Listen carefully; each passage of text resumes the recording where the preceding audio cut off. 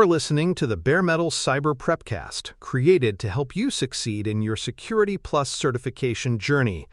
Learn more at baremetalcyber.com, where additional prepcasts, books, and training materials await. Let's get started. Threats can be embedded in images, files, and even voice channels, making them particularly deceptive. Unlike obvious network intrusions, these threats hide within everyday content people expect to receive. A simple image file, office document, or phone call may appear harmless, but can be weaponized as a vehicle for compromise. Attackers exploit the trust users place in common formats and communications, embedding malicious code or using voice deception to gain access. The challenge is compounded by the fact that organizations cannot block these channels outright. They are too integral to daily operations. Instead, defenders must learn how adversaries exploit these mediums and design controls that separate normal use from abuse.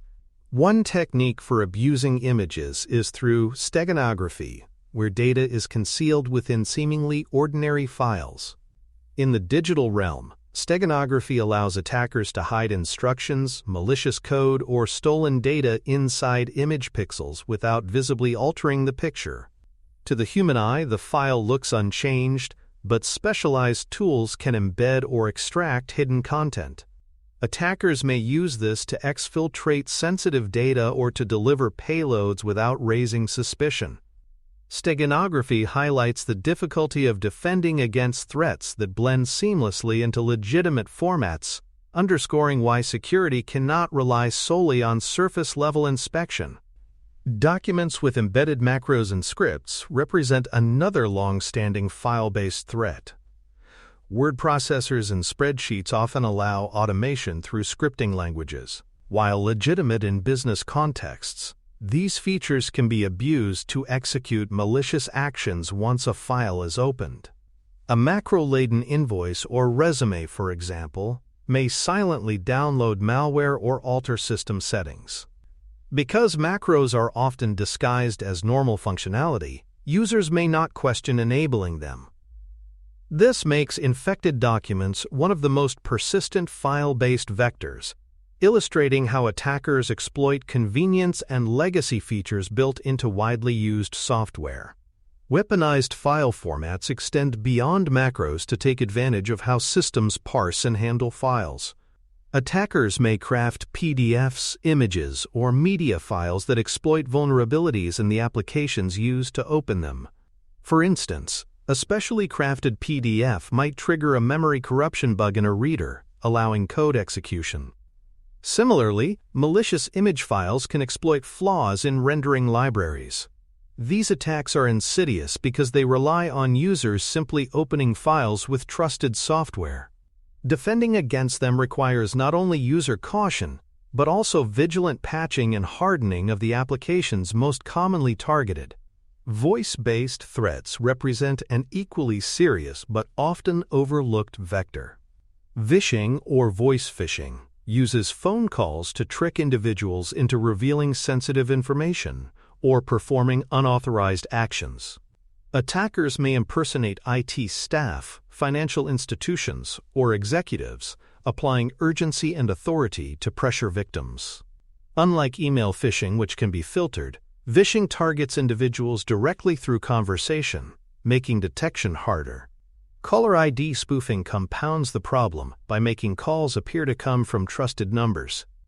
These threats demonstrate how attackers adapt social engineering to voice channels, exploiting the trust people place in live human interaction. Deepfake audio introduces a new dimension to voice-based attacks. With advances in artificial intelligence, attackers can now generate convincing synthetic voices that mimic specific individuals.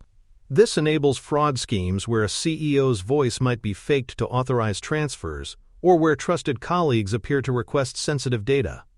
The realism of these deepfakes makes them particularly dangerous, as traditional cues used to spot deception tone, phrasing, or caller ID can be convincingly imitated. For defenders, deepfake audio represents a frontier threat where both technical detection tools and procedural safeguards, such as secondary verification, become essential. Fileless techniques take yet another approach, avoiding traditional files altogether. Instead, attackers leverage legitimate applications and system memory to execute malicious code. For example, scripts may run through PowerShell or Windows Management Instrumentation (WMI), leaving little forensic trace on disk. Because these techniques rely on trusted tools already present in the environment, they are difficult to detect with traditional antivirus solutions. Fileless attacks illustrate how attackers adapt to defensive improvements, finding ways to operate within normal system processes. Their success shows why endpoint protection must evolve to monitor behavior, not just scan static files. The central challenge of these threats is the difficulty in distinguishing benign multimedia from malicious content. An image used in a presentation may be indistinguishable from one carrying hidden data. A document attachment may be either a legitimate report or a disguised exploit. A phone call may be genuine or a deepfake impersonation. Attackers exploit this ambiguity, knowing that organizations cannot simply block images, documents, or voice communications. The burden falls on defenders to create processes and technologies that evaluate content for hidden risk while minimizing disruption to business operations. To meet this challenge, proper content handling controls are required. This means treating all incoming multimedia with caution, applying scanning, filtering, and policy enforcement before files or messages reach end users. Content inspection systems can identify suspicious patterns, while access controls limit who can deliver files into sensitive environments. For voice channels, procedures such as callback verification provide safeguards against deception. The key principle is that trust must be established actively, not assumed. By embedding control points at every stage, organizations ensure that potentially weaponized content is scrutinized before it causes harm. Basic preventative measures are often the first line of defense. Input validation ensures that files or media conform to expected formats, reducing the chance of hidden exploits slipping through. Restricting file types is another effective measure, limiting users to only those formats necessary for business operations. Blocking unnecessary executable attachments or disabling macros by default significantly reduces exposure. These measures may appear simple, but represent powerful ways to cut down the attack surface. By setting strict boundaries around what is allowed, organizations deny attackers the freedom to experiment with diverse payloads. Endpoint protection plays a vital role in scanning diverse file types for hidden threats. Modern endpoint detection and response (EDR) solutions monitor behavior across systems, identifying anomalies that may signal malicious files, scripts, or processes. Unlike traditional antivirus, which relied heavily on known signatures, today's solutions analyze actions such as unexpected process launches, unusual network connections, or privilege escalation attempts. This behavioral perspective is crucial for catching fileless attacks and zero-day exploits. By integrating robust endpoint protection, defenders strengthen the last line of defense against multimedia vectors that bypass earlier filters or controls. Multimedia vectors as a whole represent an evolving and technically diverse class of threats. They span traditional file-based exploits, cutting-edge AI-driven deception, and stealthy fileless operations. What unites them is their exploitation of trust in common formats and channels that people rely on daily. Defenders must recognize that no single tool or policy can neutralize this diversity. Instead, layered defenses combining technical scanning, strict policies, user training, and behavioral monitoring are required. By treating multimedia vectors as a dynamic, evolving risk class, organizations prepare themselves to face both familiar threats and those that have yet to fully emerge. For more cyber-related content and books, please check out cyberauthor.me. Also, there are other prepcasts on cybersecurity and more at baremetalcyber.com. Sandboxing of attachments provides defenders with a powerful way to detect hidden payloads. When an attachment arrives, it can be opened in an isolated environment where its behavior is closely monitored. If the file attempts actions such as contacting external servers, dropping additional code, or altering system settings, the sandbox flags it as suspicious. This process helps identify threats that may not yet be cataloged in signature databases. By catching new or modified malware before it reaches users, sandboxing limits the ability of attackers to exploit file-based delivery methods. The approach embodies the principle of test before trust, ensuring content proves safe before entering production systems. The benefits of sandboxing go beyond immediate detection. Analysis performed in a sandbox can generate valuable threat intelligence, including indicators of compromise and behavior patterns that inform broader defenses. This intelligence can then be shared across the organization or industry, improving preparedness against future attacks. Of course, attackers try to evade sandboxing by programming malware to delay execution or behave differently in controlled environments. Even so, sandboxing adds friction and raises costs for adversaries, making their job harder. While not a silver bullet, it is a critical component of a layered strategy against file-based threats. Secure document handling policies are essential to complement technical defenses. Users should be trained never to enable macros or scripting in documents unless absolutely necessary and verified. Organizations can enforce policies that block or restrict downloads of certain file types, reducing exposure to weaponized formats. Automatic scanning of attachments before delivery to employees provides another safeguard. These measures work because they set clear boundaries, removing ambiguity about what is safe. By combining education with enforced restrictions, organizations reduce reliance on end-user discretion, which attackers often seek to exploit. Document handling becomes not just a workflow issue, but a frontline defense. Stripping metadata from files is another important privacy and security measure. Metadata information embedded in documents, images, or media can reveal sensitive details such as author names, file paths, GPS coordinates, or organizational structure. Attackers can use this information to map environments or craft more convincing social engineering attacks.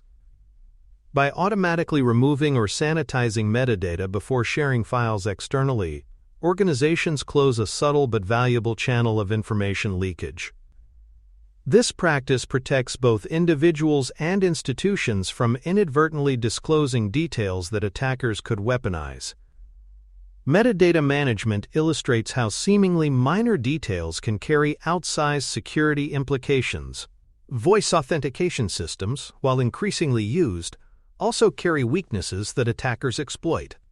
For instance, replay attacks may use recorded samples of a user's voice to bypass verification. Deepfake technologies can generate convincing audio that mimics a target's vocal patterns.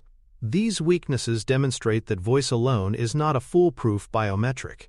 To strengthen authentication, organizations should pair it with complementary measures such as multi-factor authentication or behavioral analysis. By treating voice as one layer among several, defenders prevent it from becoming a single point of failure. Awareness of these weaknesses ensures that convenience does not undermine overall security. Watermarking and provenance checks provide ways to combat manipulated media, including deepfakes. Watermarks embed hidden identifiers into legitimate media, making it easier to verify authenticity. Provenance tools track the creation and modification history of files, helping recipients assess whether content has been altered. These measures are becoming increasingly important as synthetic media grows more convincing. For defenders, adopting watermarking and provenance systems helps ensure trust in shared images, videos, and audio. They cannot stop manipulation from occurring, but they can empower users to verify legitimacy. In an era of rising disinformation, these controls are vital for maintaining confidence in digital content. Monitoring for anomalous file execution behaviors adds another critical detection layer. Even when a file appears harmless, its behavior once executed may reveal malicious intent.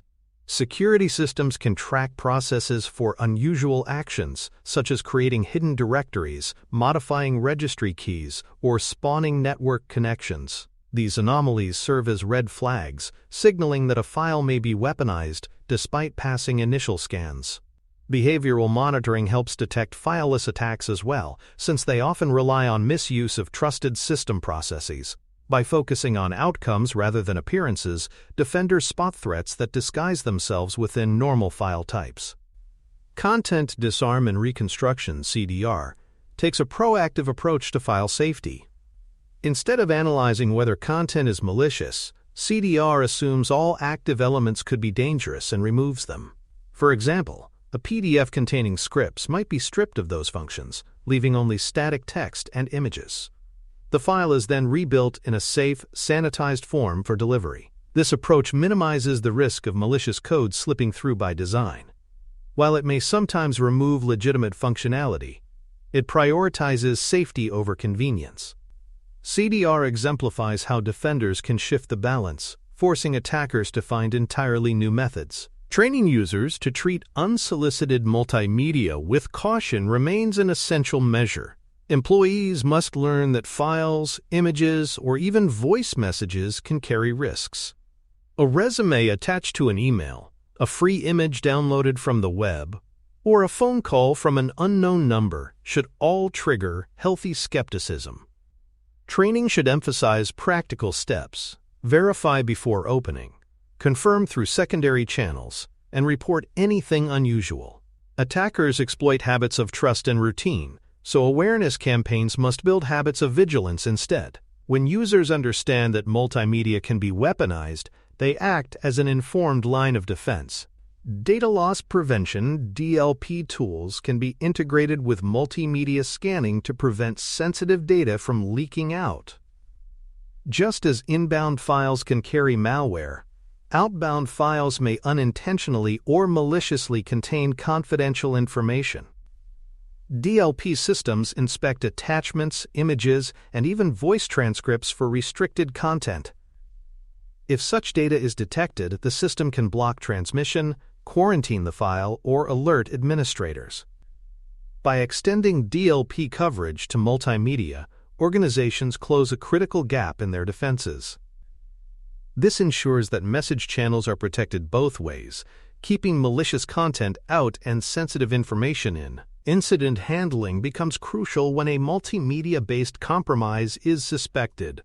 The steps include isolating affected systems, preserving suspicious files for forensic analysis, and notifying stakeholders. Because multimedia threats can be subtle, detection may occur late, increasing the importance of swift containment once recognized. Clear playbooks ensure teams respond consistently and effectively under pressure. Communication with employees and partners is also key, especially when threats involve manipulated media or voice impersonation. By preparing for these scenarios in advance, organizations reduce panic and restore trust more quickly when incidents occur. Defenses against multimedia vectors must adapt continually because attack techniques evolve rapidly. What worked against macros or image exploits a decade ago may not stop fileless or deepfake threats today. Attackers innovate because defenders improve, creating a constant cycle of adaptation. This reality requires security teams to stay current with threat intelligence, adopt new technologies, and regularly review policies. Flexibility and continuous learning are essential traits in this battle. Static defenses eventually become obsolete, while adaptive defenses keep pace with change. Understanding this dynamic is central to sustaining resilience against multimedia-based attacks. In summary, threats embedded in images, files, and voice channels represent a complex and evolving class of risks. Sandboxing, metadata stripping, behavioral monitoring, and CDR provide technical depth. Policies for secure document handling and careful use of voice authentication add procedural safeguards. User training and DLP integration ensure human and organizational vigilance. When combined, these measures build layered defenses that significantly reduce exposure. The diversity of multimedia vectors demands breadth and adaptability from defenders. With proactive planning and continuous evolution, organizations can manage this risk effectively and blunt one of the most deceptive classes of attack. Thanks for tuning in to the Bare Metal Cyber Prepcast, your trusted source for cybersecurity news and insights. Remember to subscribe at baremetalcyber.com so you never miss an update. And visit cyberauthor.me for best-selling cybersecurity books that equip you with expert knowledge. Until next time, stay secure and stay vigilant.